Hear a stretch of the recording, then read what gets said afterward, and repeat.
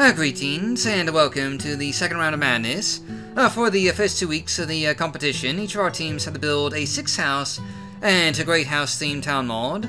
And actually, all of them did release the mods in time, which is pretty amazing.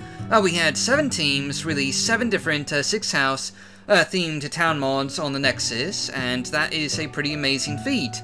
And for those of you who are curious, you'll of course find download links for each of those mods down in the video description below. And we should have a video showcase of those mods sometime next week.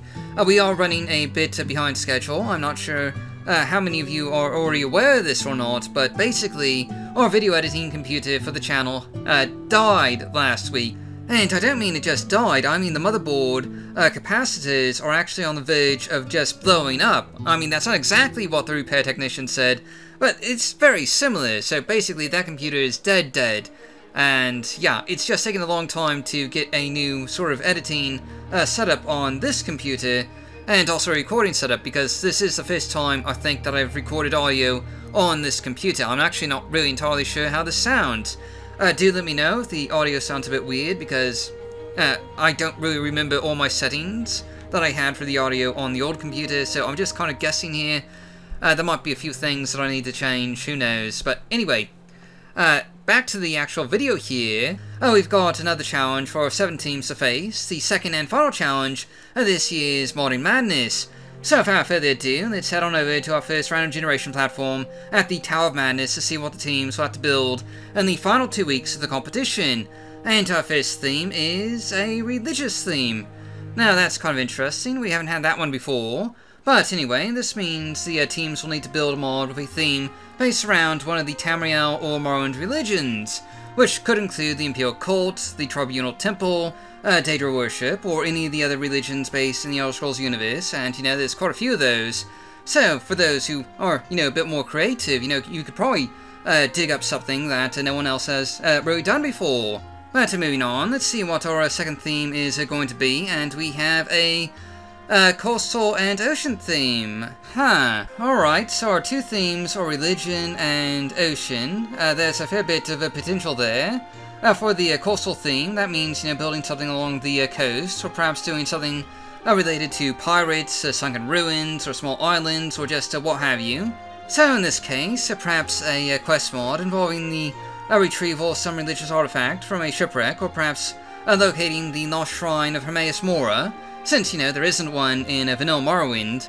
But anyway, there's definitely some possibilities for ideas there, but we also have not one, but 2 categories to randomly generate. So, let's head on over to the next platform and see what we'll get this time. And our first category is a quest mod. Well, that really seems pretty simple. Most of you are probably going to include a quest mod anyway, but, I do love quest mods, so that's a good thing. So for those of you who are competing for the first time this year, this means that your mod not only needs to include some sort of religious and ocean theme, but also needs to include at least 1 quest, or possibly more, depending on, how much you can just get done in 2 weeks. But let's move on, shall we, to the final part of our second challenge. We have a second category, and only Shieldgraph knows what it'll be.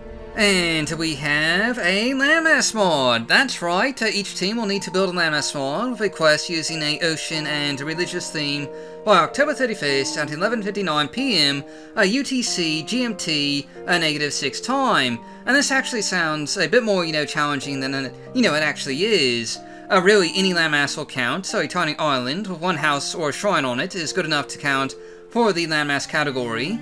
And since every new landmass by default has to be somewhere in a, coastal area, since where else are you going to build a landmass, that sort of automatically qualifies for the ocean/coastal theme.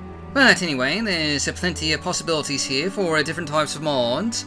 Perhaps the players sent out to find a lost expedition of ordinators who are searching for some legendary Velocity artifact.